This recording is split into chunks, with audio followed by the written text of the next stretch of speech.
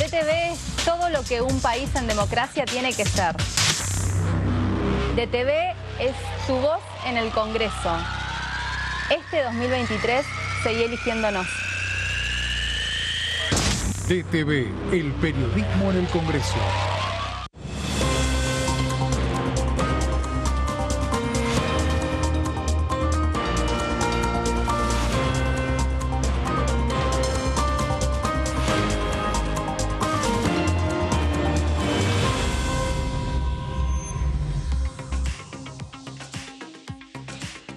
Hola, hola, ¿cómo les va? Muy bienvenidos a DTV Noticias. Mi nombre es Lourdes López y los voy a estar acompañando durante toda la programación. Comenzamos muy temprano con toda la data parlamentaria en una semana donde todavía hay cierto tipo de actividad en comisiones, pero se espera que de a poco, como siempre, se vayan sumando muchos más temas y más comisiones, ¿no? En una semana también donde se podría llegar a esperar algo que tiene que ver con las sesiones, en este caso con una posible sesión, pero también el tema de la Comisión de Juicio Político, que la semana pasada no tuvo lugar.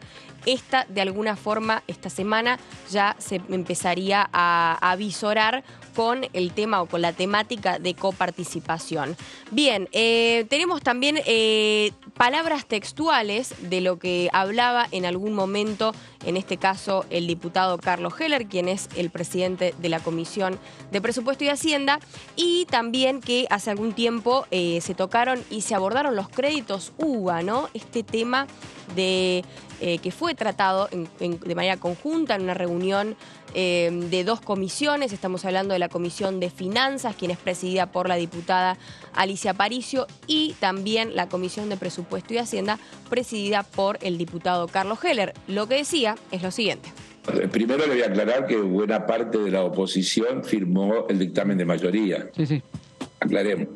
Y que ese tiempo que llevó es una expresión de lo que es el trabajo parlamentario y de la complejidad cuando no hay acuerdos y hay que tratar de buscar acuerdos. Nosotros hemos trabajado intensamente en reuniones de asesores, todo un trabajo muy grande donde logramos una cantidad de acuerdos que fueron plasmados en ese dictamen de mayoría, que no es el proyecto original que nosotros habíamos planteado, pero que en la negociación parlamentaria, que es una cosa absolutamente legítima, fuimos consensuando, entendiendo que no contradecía el espíritu de lo que era el proyecto y que en algunos aspectos eran aportes que mejoraban, y así fuimos construyendo ese dictamen, que tuvo un número muy alto de acompañamiento. Ahora, si eso después se va a reflejar cuando se trate, y si se va a tratar y cuándo, es otra vez producto de otras negociaciones, porque ahí hay que tener acuerdo para que den quórum, acuerdo para que esté puesto en el temario. Estamos en una situación compleja del funcionamiento del Parlamento, y yo me felicito y con los compañeros y compañeras con los que hemos estado trabajando, de haber podido llegar a tener un dictamen en esa reunión de las dos comisiones, en las que obtuvimos una mayoría significativa de firmas en un proyecto consensuado, que a mi juicio está bastante bien, diciendo algo que yo dije en el propio debate y que lo he dicho cuando hemos discutido otras cosas. Nunca hay soluciones buenas a cosas malas. Acá esto está mal parido, si ustedes quieren que se lo diga en castellano básico. Y entonces estamos mejorando lo que se puede, pero hay cosas que están mal desde el origen y que no tienen solución.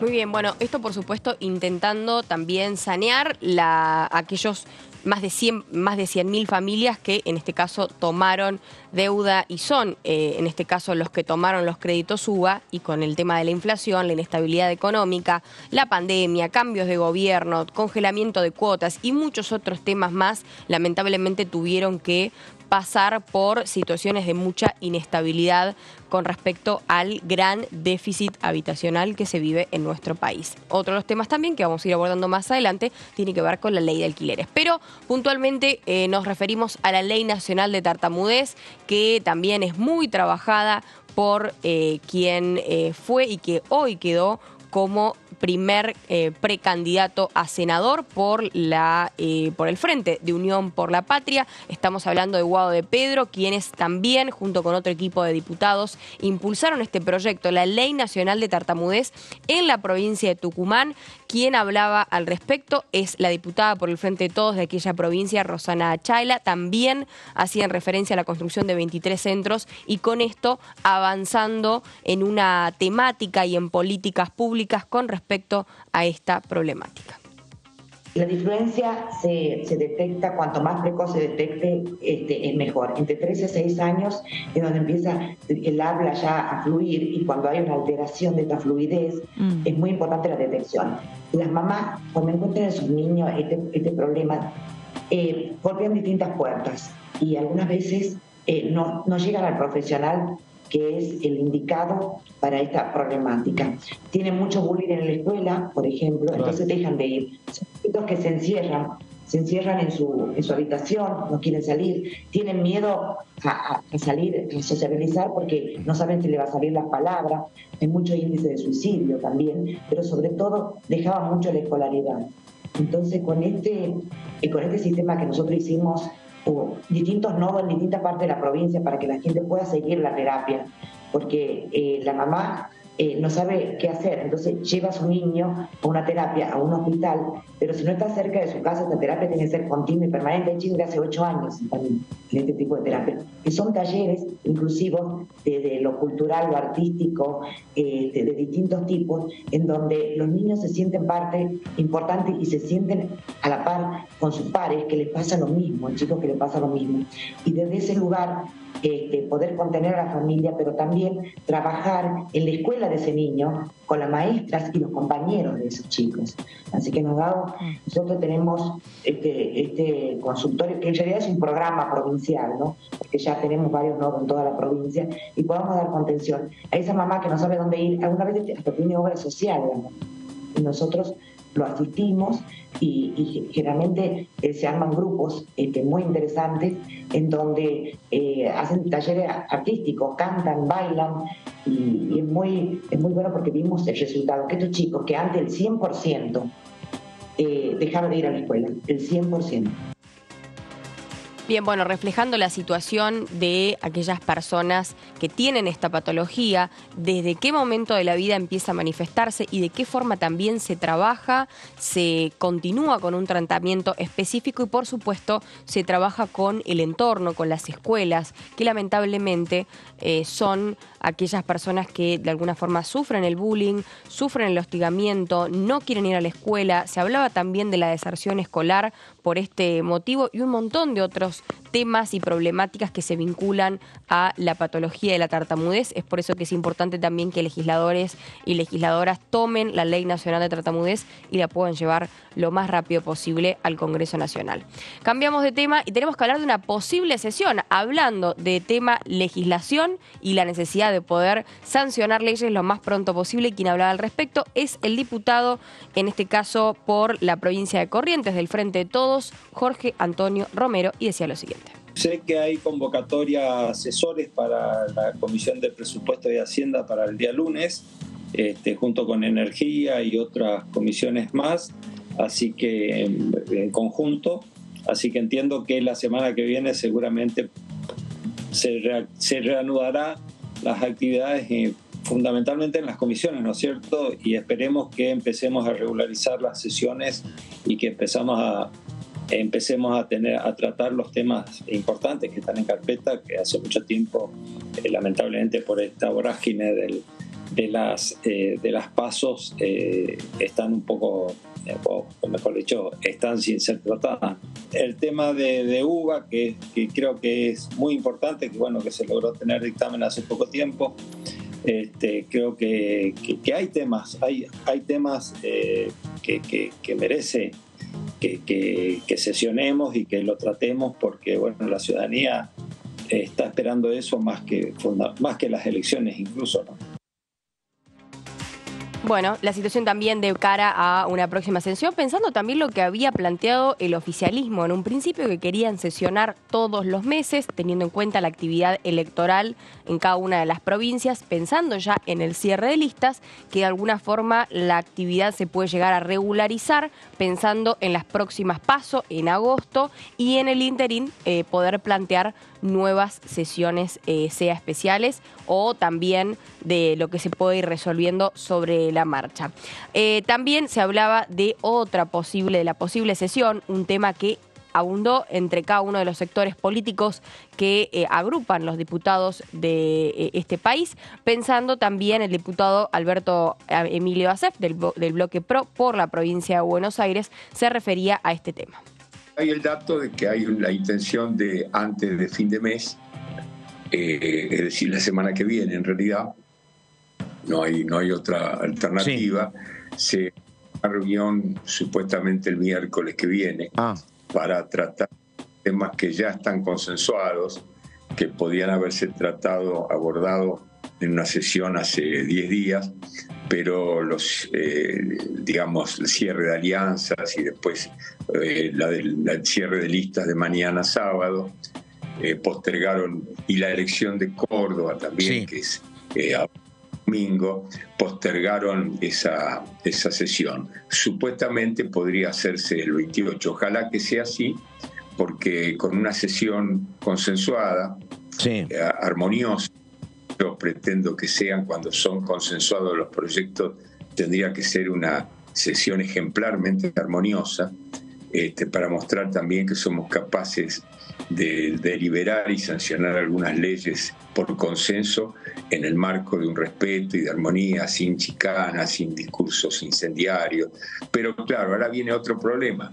Si empiezan las cuestiones de privilegio por Jujuy o por el Chaco o por Jujuy, los dos, entonces van a reprochar uno lo del Chaco, nosotros reprocharemos. Está bueno. Entonces, estamos con eso, la sesión se opaca, por no decir que se traba, y entonces prefieren postergarla en tiempos preelectorales. Entonces hay que también tener ese criterio, me parece, ponderar algunos factores, entender que las instituciones deben estar un poco por encima de las cuestiones partidarias, que tenemos responsabilidades de ese carácter, que la sociedad nos está mirando y que cada vez está más preocupada por los resultados de lo que está mirando y observa. Yo creo que habría que hacer un esfuerzo. Bien, bueno, lo que decía en este caso el diputado Asef, de que habría que hacer un esfuerzo para de alguna manera también concretar una sesión lo más pronto posible. Es momento de empezar a desarrollar algunos temas también que ya están en agenda, que podrían llegar a entrar en una posible sesión, teniendo en cuenta el reciente dictamen. Y estamos hablando del proyecto de ley Fomento a la Producción Orgánica. Es un tema que ya se ha venido tratando y trabajando en comisión, que fomenta precisamente la producción orgánica regional, esto que incentiva a los productores después de tantos pedidos para mejorar la situación económica, la situación productiva de cada una de las provincias, teniendo en cuenta la región, teniendo en cuenta la geografía y los beneficios de cada uno de los puntos de nuestro país. Tenemos más información y quien nos va a desarrollar, y ya le damos la bienvenida, nuestro compañero Gonzalo Salabarrita, que ya está en el móvil. Gonza, bienvenido, buen día. Buen día, Lur, para vos y para toda la gente que nos está viendo a través de la pantalla de Diputados Televisión en este comienzo de semana, que como bien vos decías, bueno, como siempre, cada vez que comienza una misma, con la expectativa de saber cómo vendrá el cronograma, ¿no? Exacto. Respecto a la actividad legislativa.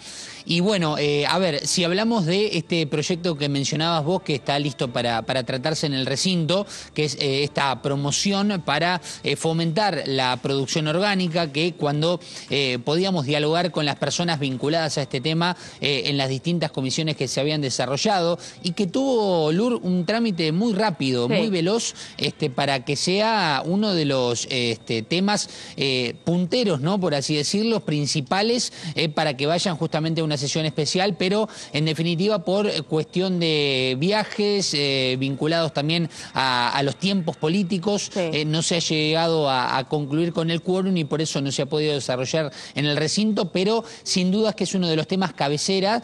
Recordemos que la producción orgánica hoy en nuestro país es una realidad, no es que estamos pensando en algo tanto a futuro, sino que ya podemos decir que la Argentina exporta y mucho de su material orgánico, no solamente a los Estados Unidos de Norteamérica, sino también a Alemania, a los Países Bajos, Bélgica, son países principales a los cuales les exporta su producción orgánica. Pero bueno, esto claramente que desarrollará una ayuda económica muy importante desde lo fiscal para que puedan tomar crédito fiscal justamente aquellos empresarios y productores, bueno, que estén registrados, lógicamente, y que demuestren que con su producción pueden generar no solamente dinero de inversión y entrada de dinero para nuestro país, sino también para empezar a desarrollar de aquí a unos 10 años, ¿por qué no pensar, Lur, en una alimentación mucho más sana y productiva? Consciente, sana, productiva, también de alguna manera es con los nuevos tiempos y esta transición a nuevo tipo de alimentaciones también.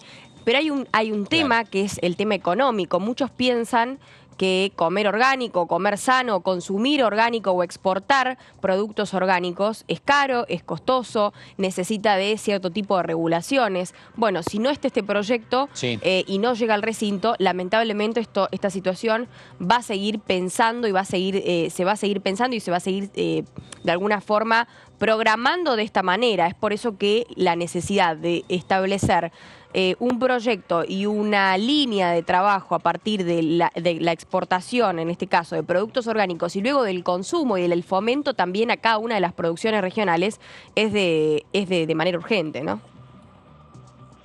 Exacto, y además pensemos, ¿no? Recién hablábamos de la cuestión del cronograma, el calendario, lo difícil que se hace en estos momentos en donde lógicamente la cabeza está puesta también en las elecciones, pero que de todas maneras, fíjate vos, Lur, que ya tenemos programada para esta semana una comisión para aprobar proyectos de resolución y declaración de población y desarrollo humano a partir de la 1 de la tarde el jueves, y seguramente se irán sumando porque en la Cámara nunca se deja la actividad de lado, y se continúa con el tratamiento de distintos proyectos, pero fíjate vos que el titular de este proyecto es Ramiro Fernández Patri, quien estuvo abocado, por ejemplo, a su candidatura a intendente en Formosa este fin de semana, para que nos demos una idea y tengamos noción de que más allá de la importancia que le dio siempre a este proyecto, por ejemplo, este fin de semana ha estado abocado a las elecciones en su provincia, lo cual no significa que estuvo alejado del proyecto, pero para que entendamos un poco también los tiempos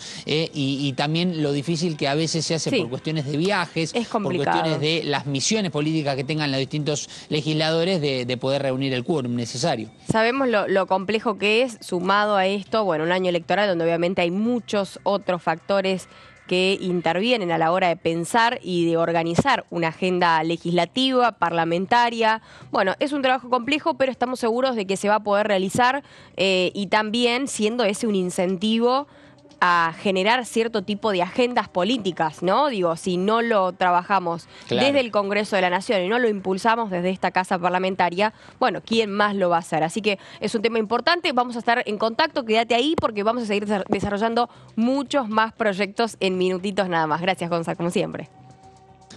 Dale, cómo no, Lur, será un placer como siempre. Muy bien. Y nosotros, por este lado, también trabajamos más proyectos que en este caso ya los tenemos en pantalla para ver de qué se tratan, los temas listos para ser tratados en el recinto. Lo hablábamos recién con Gonza en el móvil, este fomento de la producción orgánica que crea un régimen de promoción a la producción y a la elaboración de productos orgánicos por un plazo de 10 años con beneficios impositivos y un certificado de crédito fiscal, entre otros puntos. A ver, ese es un tema también que los productores exigían con algunas problemáticas desde lo económico, desde lo impositivo, desde lo tributario, por eso que realizar y tener una solución en beneficios impositivos de acá a 10 años, poniendo como punto la inflación, es realmente algo urgente, algo importante, algo necesario para la producción orgánica regional de nuestro país. Esto ya tuvo el dictamen, así que ahora sí continuamos con la solución para los tomadores de crédito SUBA. Recordemos que son más de 100.000 familias, 106.000 aproximadamente, un proyecto que obviamente ha tenido su paso por diferentes estadios. El otro día realizamos también en el resumen un análisis con nuestro compañero José Di Mauro de cómo fue transitando diferentes etapas desde el 2016 con cambios de gobierno, con la pandemia. Fundamentalmente el texto consensuado logró la mayoría. Hubo un dictamen de mayoría y uno de minoría, suscrito por legisladores del oficialismo y la UCR, que lo hicieron con ahí algunas disidencias. El diputado de Evolución Martín Tetaz presentó uno de minoría, esto que les venía comentando, que tuvo apoyo del PRO y la coalición cívica. Esto que establecía que los tomadores de deuda no van a pagar más del 30% de sus ingresos, sino puede superar el 30% de los ingresos de cada uno de los tomadores de deuda. Lo mismo algunas modificaciones en el plazo de extensión de los contratos y por supuesto pensando en esto, ¿no? Lo que les decíamos, cambios de gobierno, situaciones distintas en cuanto al congelamiento, en cuanto a la inflación, cuando vino la pandemia, la situación deficitaria también desde lo poblacional o desde lo habitacional. Y también que no hay una solución concreta sobre ley de alquileres, hace que esto continúe y lamentablemente no se llegue a un punto en común, ¿no?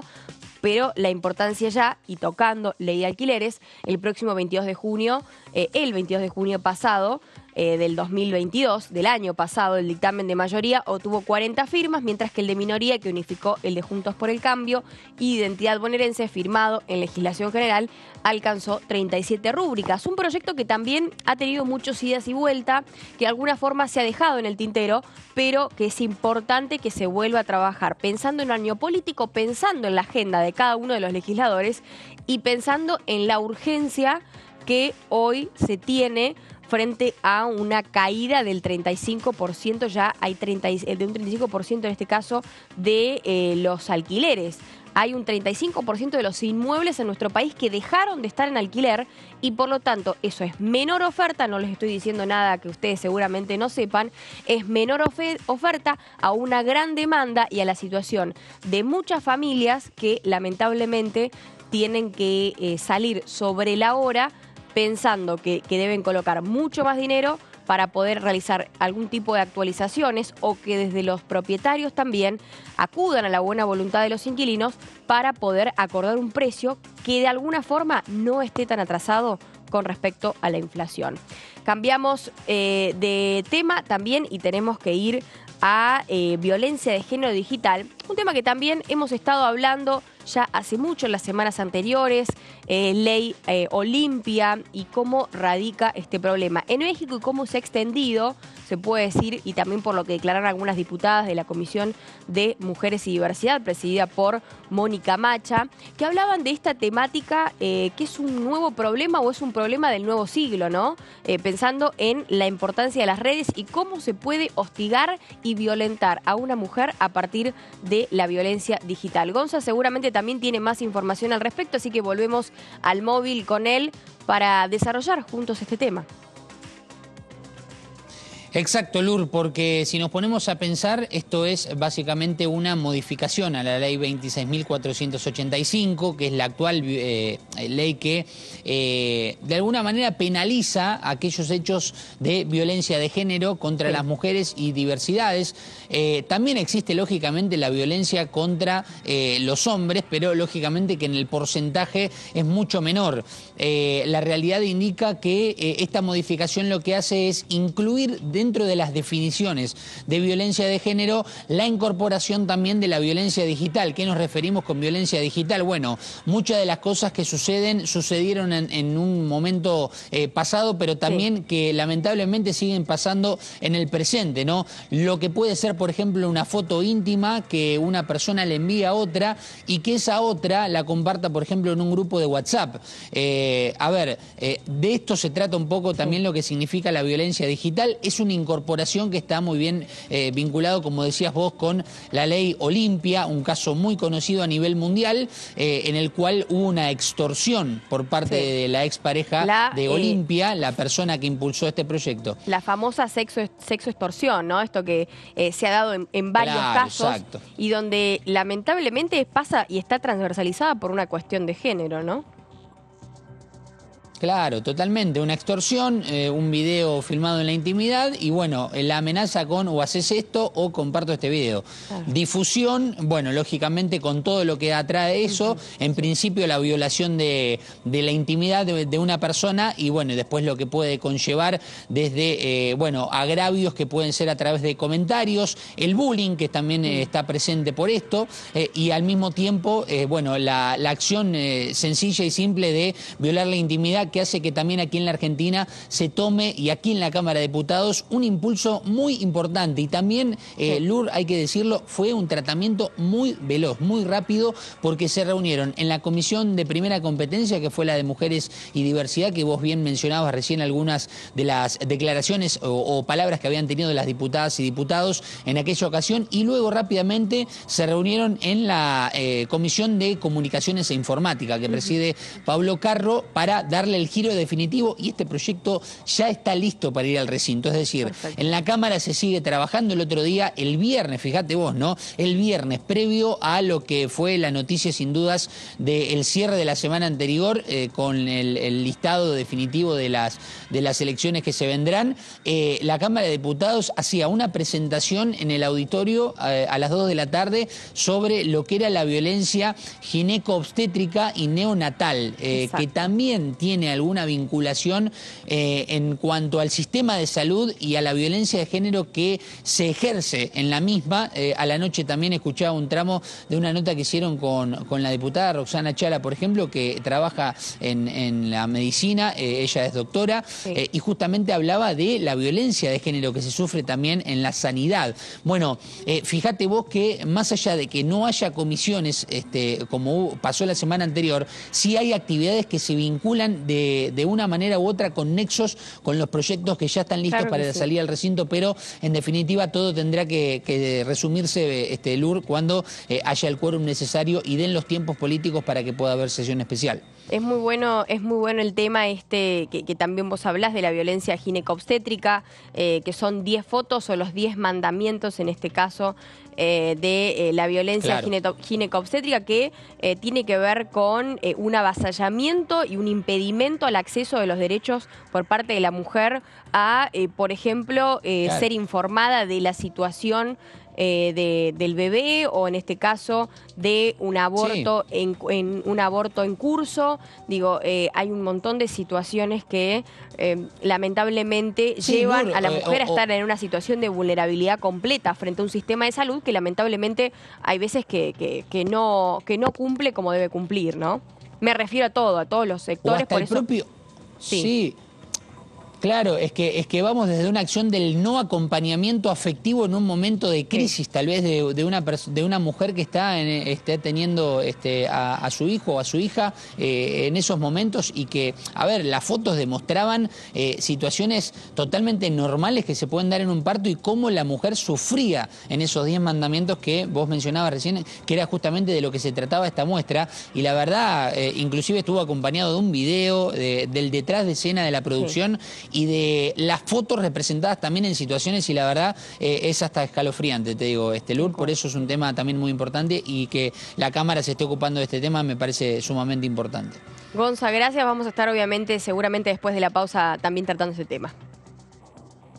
Dale, cómo no, Lourdes, aquí estaremos. Hasta la próxima. Bueno, seguimos hablando de un tema que tiene que ver con la salud, precisamente es de la ley Nicolás sobre seguridad del paciente, un proyecto que fue abordado y que fue impulsado por Mónica Macha, también diputada, quien es presidenta de la Comisión de de Mujeres y Diversidad, y también junto a otro de los diputados, en este caso Fabio Ketglas, sobre la seguridad del paciente, que tiene por finalidad asegurar el derecho a una asistencia sanitaria de calidad calidad y segura, centrada en las personas y en las comunidades a través de la definición de un marco jurídico e institucional que promueva la transformación de las pautas culturales, la mejora de las condiciones de la práctica sanitaria, la protocolización y jerarquización de los procesos de atención, la incorporación de herramientas tecnológicas adecuadas, la disminución de daños evitables y el cuidado del marco de trabajo del equipo de salud. Con esto nos remontamos al caso de Nicolás Meana. Es un joven que, sufrió un hecho de mala praxis y que, fue mal diagnosticado y por esto lamentablemente terminó con una fatalidad, y así tantos otros hechos que atraviesan una situación similar, y con esto también se exige lo que es asegurar el derecho a una asistencia sanitaria de calidad y segura, entre otros tantos temas. Momento de hacer pausa, quédate con nosotras, mucha información parlamentaria. A la vuelta hay más, no te muevas de DTV Noticias.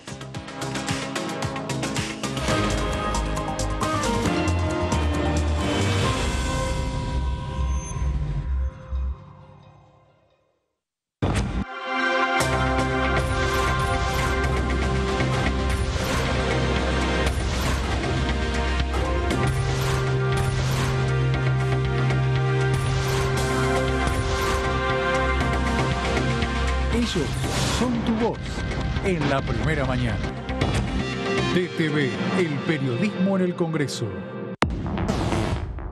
¿Cómo les va? Muy buenos días. Que la tarjeta de crédito financia la compra de muchos argentinos. Porque claro. todo el mundo compra cuando está por cerrar la tarjeta, y eso lo pagás a los 30 o 40 días. Entonces, estás financiando 30 o 40 días de una inflación alta, claro, y eso de alguna manera la tarjeta de crédito lo tiene que cubrir. Yo creo, ¿sabes qué? Que se especuló que se ganaba la elección. Iban a estar peleando igual que nosotros en la misma situación. ¿Por qué? Porque ese endeudamiento genera presiones externas, genera sometimiento, genera que el Fondo Monetario disponga qué Argentina tenemos que hacer, y nosotros, los argentinos, no vamos a resignar que Argentina, porque somos argentinos. O sea, es esto. DTV, primera mañana, de lunes a viernes.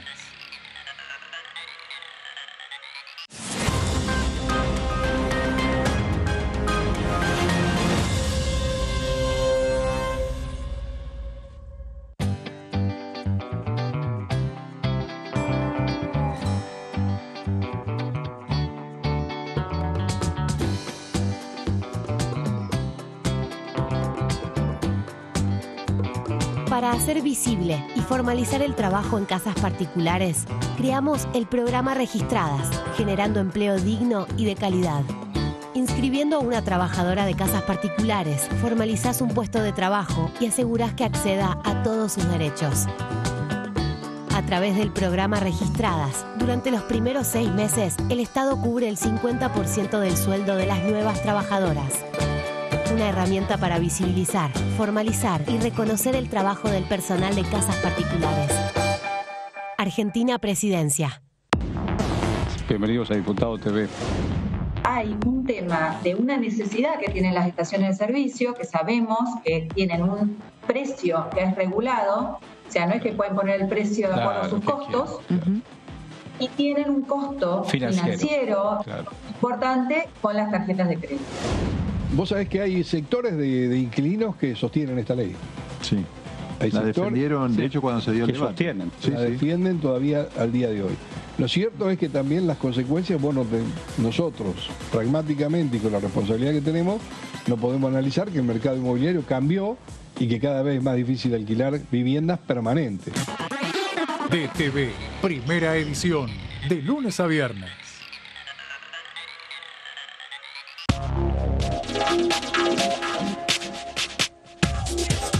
DTV es información, diálogo, análisis. DTV es federalismo, pluralidad de voces, libertad de expresión. DTV es todo lo que un país en democracia tiene que ser. DTV es tu voz en el Congreso. Este 2023, seguí eligiéndonos. DTV, el periodismo en el Congreso. ¿Cómo va a pagar? ¿Efectivo? ¿Débito? Pago lo que es justo. Hoy podés pagar como quieras, pero pagando siempre lo que es justo. Precios Justos es un compromiso entre todas y todos que nos permite desde la app avisar de faltantes e irregularidades para que nadie tenga que pagar de más. Esta medida va a traer orden en los precios y en las casas de cada familia. Bájate la app, escanea y conoce los precios justos. Primero la gente. Ministerio de Economía. Argentina Presidencia.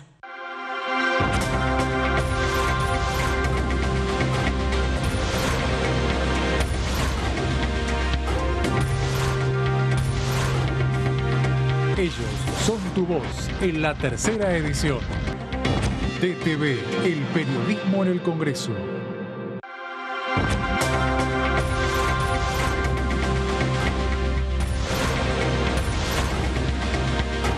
Ellos son tu voz en DTV, el resumen. DTV, el periodismo en el Congreso.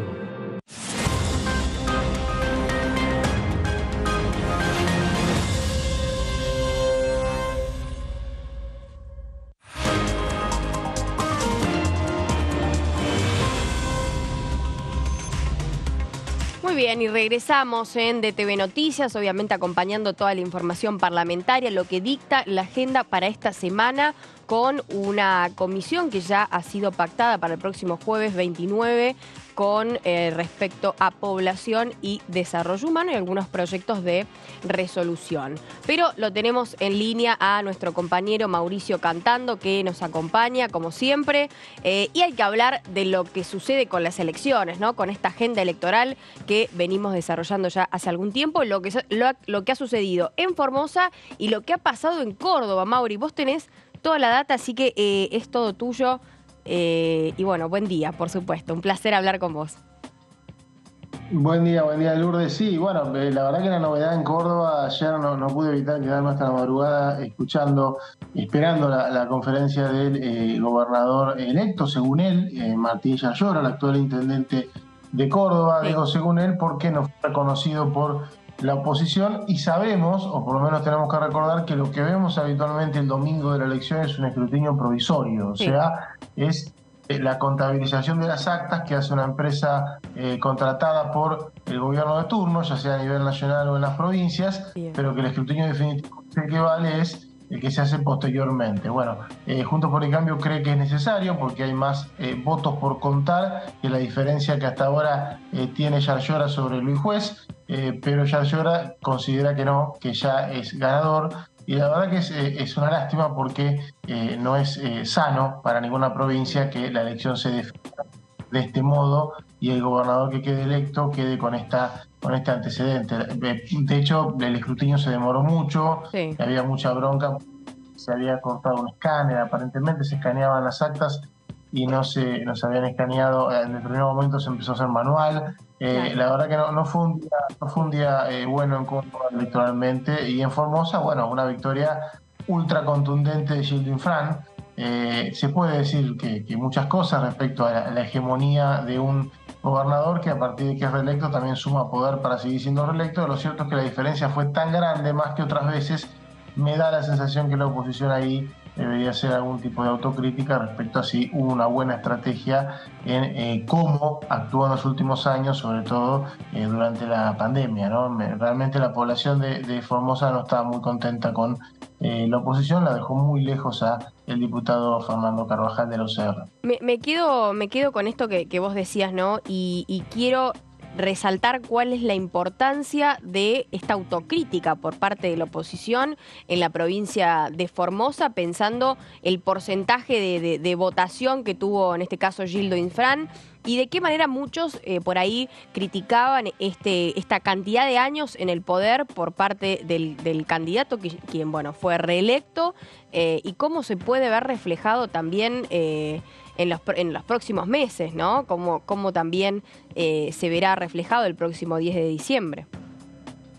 Sí, yo particularmente no estoy de acuerdo con las reelecciones indefinidas, quedan pocas provincias que la tienen, pero bueno, esta es una discusión. La otra discusión es respecto a cómo plantar un candidato, cómo poder tener una alternativa a un proceso tan largo. Exacto. Y claramente la nacionalización permanente que tuvo Formosa en los últimos años, donde todos los los problemas locales se hacían problemas nacionales, donde mucho dirigente nacional viajaba, donde durante la pandemia tuvieron un año donde, mucha restricción, pero también poco contagio. Después se presionó para que se levantaran las restricciones y empezó una ola de contagio. Formosa está al límite con el país de Paraguay, y bueno, eso será un problema durante la pandemia.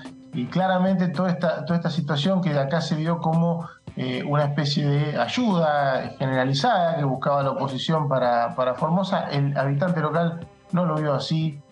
No le gustó que seguramente se intrometieran personas de otras provincias y que en esos meses los contagios y las muertes aumentaran. Por lo menos eso es lo que uno ve en las urnas. La verdad que los dirigentes que fueron referentes de aquellas revueltas que incluían, recordemos, manifestaciones, cortes, y que más que nada un reclamo por levantar restricciones, que era muy común de la época, no hay que ubicarse en la época, y eso pasaba en todos lados, pero en Formosa se hizo nacionalizado. Bueno, eso por lo menos no sirvió para sumar votos.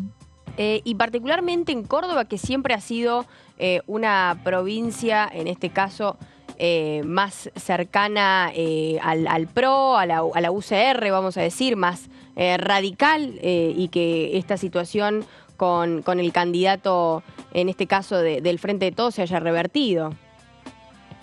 Sí, recordemos que desde el año 99 que gobierna en Córdoba el peronismo, ¿no? Fue radical del 83 al 99, y a partir del 99 con la Sota empezó una ultrahegemonía peronista y no hay reelección, entonces los cargos se los fueron alternando entre De la Sota y Schiaretti, y esta era la primera oportunidad. Uno de los dos era candidato, esta hegemonía estaba un poco en riesgo, más de lo que uno creía. Es muy curioso que quien haya sido ayer el rival de Yarlora sea Luis Juez, quien estuvo en una situación muy parecida en el año 2007, cuando era muy chiquita. 6 años que el Juez era intendente de la ciudad de Córdoba, y justamente contra Schiaretti, esa elección, denunció que se había cortado la luz en pleno recuento, pero que él tenía más votos, debía haber ganado. Por lo tanto, me da la sensación de que Córdoba debería mejorar estas situaciones. No se pueden hacer habituales cada 8 o 10 años o cuando la elección es pareja, y va a ser un tema difícil, ¿no? Porque Juntos por el Cambio quedó con una herida que no va a ser fácil la convivencia, aunque a veces uno entiende que en la provincia de Córdoba estas cuestiones se empiezan a naturalizarse, porque pasan a cada rato, no por ahí son tan escandalosas como uno las ve de acá. Pero no, por lo pronto se ponía de el peronismo, que en realidad ellos lo llamaron, me acuerdo que estuve en esa elección, creo que fue 2011, De la Sota lo rebautizó como cordobesismo para no intrometerse en lo que es el peronismo, la variante del peronismo a nivel nacional. Es un frente que el PJ lo domina y después tiene algunos partiditos locales. Más locales, claro. Sí. Está la UCR y ahora el PRO, ¿no? Exacto, que es muy de este cordobesismo que por ahí en algún momento planteó De la Sota. Y hoy pensando en, vamos a decir, Schiaretti, y en un nuevo panorama de listas, un cierre de listas que se vio un poco convulsionado por las últimas modificaciones de las últimas horas del día sábado, ¿cómo lo viste? Bueno, lo vimos cerca porque estábamos en la sala de periodistas de casa de la Cámara de Diputados, ahí enfrente de donde estás vos, y Sergio Massa circulaba entre los despachos de... Era una locura, ¿no? Ahí adentro. No había nadie, porque nadie imaginaba. Mira. Era muy poquito porque nadie imaginaba que estaba pasando algo trascendente.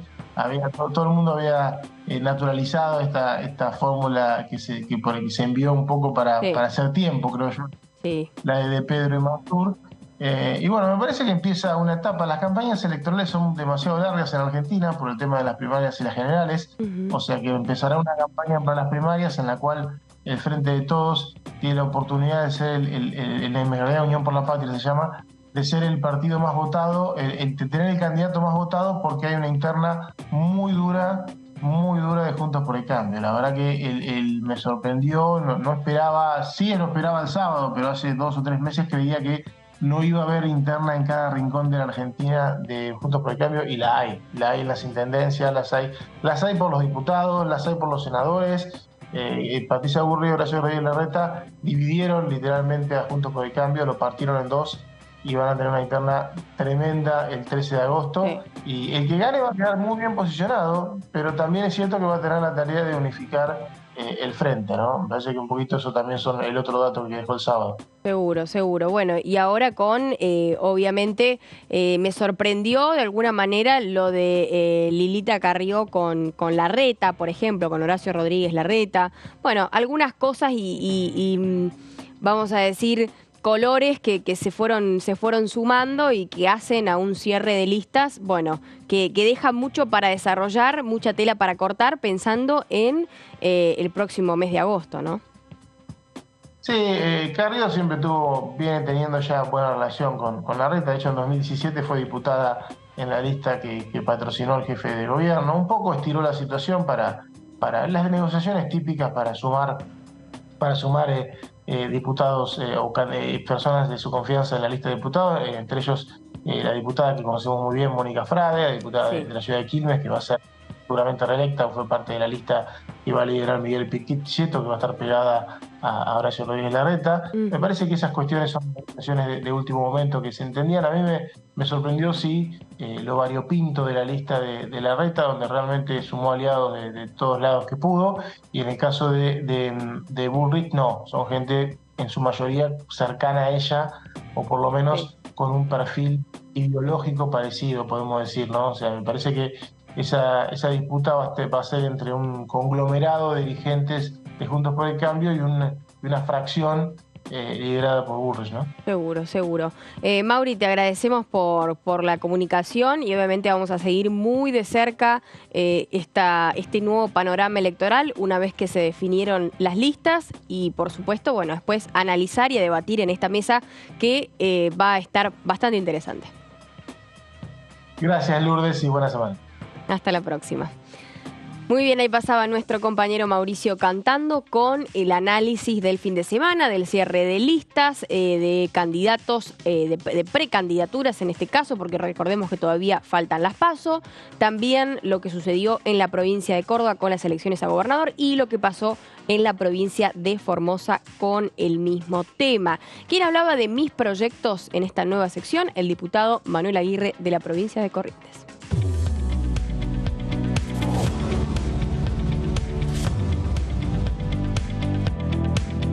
Segundo, otro de los proyectos que presenté es aquellos vehículos que son secuestrados por razón de que venía transportando droga, autos de alta gama, colectivos y hasta avionetas, fueron secuestrados y resulta de que esos vehículos terminan, digamos, prácticamente desapareciendo en el tiempo hasta que termine el proceso. ¿Por qué pasa esto?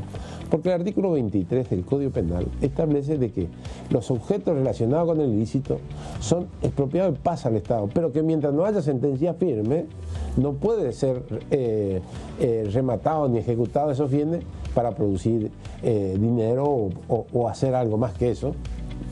Es por eso que presenté el proyecto para que, en el caso de la lucha contra el narcotráfico, que son secuestrados estos vehículos, puedan, digamos, permitirse para que de esa manera ellos no tengamos que estar esperando 5, ni 10 años, ni 12 años, sino en un año. Si en un año de haberse secuestrado ese vehículo con esa mercadería, no aparece ningún dueño reclamando, porque puede ser que Juan le pida prestado a Pedro ese vehículo y le diga, prestame, voy a ir a buscar una gaseosa y en realidad trae droga y lo detienen. Juan no tiene nada que ver, solamente es Pedro. Entonces Juan puede en un año reclamar y que se le entregue el vehículo y una vez que se lo entrega ya se lo libera y puede utilizar y no estar dañándose hasta el final de un proceso que después termina siendo de que Juan era víctima también de eso. Entonces, para evitar todo eso, tanto para Juan como para el Estado, digo que se debe rematar no más de un año este rodado. Conozco muchos vehículos de mucha alta gama, camiones inmensos de mucho valor económico. Imagínense lo que vendría para nuestros jóvenes, apuntalándolo a ellos, a lo que más necesitan, en los lugares de mayor crisis, poder ayudar con ese dinero para poder salir de esa situación. Estaríamos haciendo una fuerte prevención. Y digo cómo se va a instrumentar para no ser tan extenso, solamente eso. El 50% queda para el Estado Nacional, que seguramente el Estado Nacional irá a renta general o irá a las fuerzas nacionales. Pero el otro 50% tiene que quedar en el lugar de donde se secuestra ese rodado. ¿Por qué? porque eso va a servir para que nosotros podamos trabajar en la frontera, en lugares de crisis, donde los chicos son usados, como se lo dicen, burro, mula, como usted quiera, para tratar de centrar o sacar la droga a estos chicos para recuperarlo e insertarlo socialmente. Yo lo que le pido a los legisladores, que somos los que tenemos responsabilidad de nuestros representantes, que miremos el presente, pero miremos hacia el futuro. Mirar el futuro es hacer prevención, mirar el futuro es prestar atención a nuestros jóvenes y a nuestros futuros gobernantes. Las cosas que se hacen son lo que queda en la historia. Las cosas que se dice, el viento lo lleva, nada hacemos. Por eso le pido a todos ustedes, ayudémonos más allá de la diferencia ideológica o metodología de trabajo. Pero los proyectos que presento son ideas y si hay que mejorar, no tengo ninguna objeción para hacerlo. Le pido a todos mis colegas que nos ayuden a luchar contra el narcotráfico.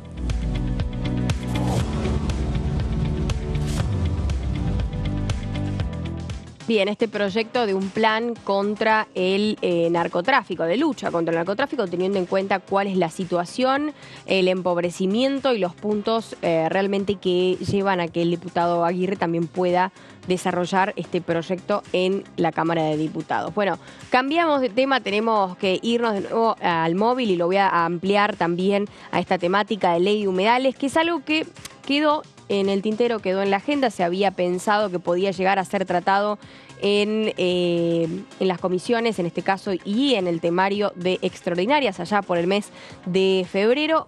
Finalmente esto no se pudo dar. Recordemos que desde el 10 de noviembre del 2022 hay 2 dictámenes, el de Juntos por el Cambio, que recogió 57 firmas, mientras que el de Minoría del Frente de Todos obtuvo 46. Bueno, es un tema importante que el otro día lo hablaba con la diputada Graciela Camaño, y donde radica la temática del litio, ¿no? Y las formas en las que es explotado este recurso, pensando en la transición energética sustentable y equitativa. Bueno, abrimos también, por supuesto, el debate con Gonza. Gonza ya está en el móvil. ¿Y qué pensás también de este tema, Gonza? Bueno, a ver, Lur, para hacer el repaso, bien vos dijiste, el dictamen de mayoría tiene 57 firmas de la oposición, básicamente, y el del Frente de Todos, el del oficialismo, que reúne unas firmas en cuanto a cantidad menores, que son 46 en total. Ha sido un tema muy controversial, sí, y que se me hace que también se suma al debate, por ejemplo, de la ley de alquileres. Sí. Se ha sumado también al debate de la solución para las familias que han sacado un crédito UVA. Me da la impresión de que son temas en los cuales no se ha encontrado tal vez una solución unificada, y que justamente al tener 2 dictámenes hace que el debate se amplíe mucho más, que se generen reuniones informativas, porque no nos olvidemos que también a través de la voz de mando, por así decirlo, en la Comisión de Recursos Naturales y Ambiente Humano, Leo Grosso ha tenido también algunos diálogos y algunas charlas informativas sobre este tema de la ley de humedales. La Argentina, bueno, vos bien lo sabés, con el programa que realizás de buena manera siempre una vez por semana aquí en la programación de Diputados Televisión con Ecoagenda, la Argentina tiene una cierta misión de aquí al 2030 en cuanto a lo que tiene que ver con los recursos naturales. Sí. Y en este caso la ley de humedales tiene también detrás el apoyo y la presión, por así decirlo, de muchas asociaciones, de muchas personas que se agrupan para pelear por el cuidado del medio ambiente, y que aquí en la Cámara ha sido siempre una prioridad, pero que me da la impresión que no han llegado en definitiva a terminar de acordar esos pequeños aspectos que faltarían como para así llegar al recinto y dialogarlo ya de una manera mucho más tranquila para su tratamiento. Me da la impresión que este es un tema que se reúne también, por ejemplo, lo que puede ser el proyecto de ley agrobioindustrial también. Y también esto de tener 2 posturas, ¿no? 2 posturas muy marcadas que tienen que ver con una postura más conservacionista, y en el que los humedales son parte del 41% de nuestro territorio, por lo tanto hay mucha riqueza, por lo tanto hay muchos recursos en juego y también la mirada más productivista, ¿no? ¿Te acordás que en algún momento en comisión había ganaderos, había agricultores, había gente de la minería, gente de energía, digo, mucho de muchos muy intersectorial, ¿no? Y con esta renovación energética y con esta transición que de alguna manera pretende realizar nuestro país, es importante que seamos conscientes de que los recursos hay que cuidarlos porque son finitos, ¿no? Y por lo tanto su explotación, digo, Claro. parte del debate radica ahí, ¿no? ¿Qué es lo que va a pasar con el litio? ¿Qué va a pasar con el cobre? Con tantos recursos y tantas provincias, en este caso, sobre todo las del NOA, las del noroeste argentino. Hablamos el otro día con el diputado Gualberto Allende de la provincia de San Juan, que decía, a ver, toda nuestra actividad productiva y económica radica desde la minería, por lo tanto tenemos que ser muy cuidadosos a la hora del extractivismo y de la producción por parte de las mineras, pero con esto también urge una ley de humedales que contemple todos los sectores, ¿no? Claro, básicamente es poner un límite y un cuidado para que no se extienda la explotación de los recursos en lugares que están justamente cuidados y que son los humedales. Recordemos que la frase que más recuerdo, Lur, para cerrar, es de los diputados y diputadas cuando opinaban sobre este tema es: hay que ver la manera de explotar los recursos pero cuidando el medio ambiente. Seguro. Esa es la frase cabecera de la mayoría de las opiniones de diputados y diputadas en su momento cuando el auge de este tema estaba aquí en la Cámara de Diputados, que sigue y continúa en el listado de temas importantes. Excelente, Gonza, te mandamos un saludo muy grande y te agradecemos como siempre por la buena predisposición en los móviles. Un placer haber estado contigo esta mañana, Lur. Hasta la próxima. Nos reencontramos seguramente en la programación. Claro que sí. Hasta la próxima. Muy bien, pasaba Gonza Solabarrieta, obviamente con el móvil y con toda la información, ampliando lo que ya veníamos hablando de diferentes proyectos de ley. Esto fue todo. Gracias por acompañarnos en DTV Noticias. Te pedimos que nos acompañes también en la programación por la pantalla de Diputados Televisión. Chau, chau. Hasta la próxima.